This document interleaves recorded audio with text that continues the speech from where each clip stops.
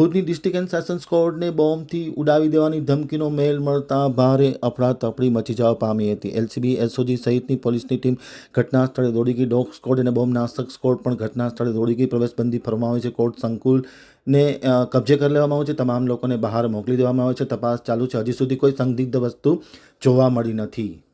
સરકારી કચેરીમાં બોમ્બની અફવાના સિલસિલા ચાલુ રહેવા પામ્યા છે. આજે સવારે 11 કલાકે ભુજની સેશન્સ કોર્ટમાં બોમ્બની ધમકીનો મેલ મળતાની સાથે ભારે અફડાતફડી મચી ગઈ હતી. તાત્કાલિક અસરથી કોર્ટ સંકુલ ખાલી કરવામાં આવ્યું છે. પોલીસ ઘટના સ્થળે દોડી ગઈ છે. બોમ્બ નાશક સ્ક્વોડ અને ડોગ સ્ક્વોડને લઈને અલગ અલગ ખૂણાની તપાસ કરવામાં આવી છે.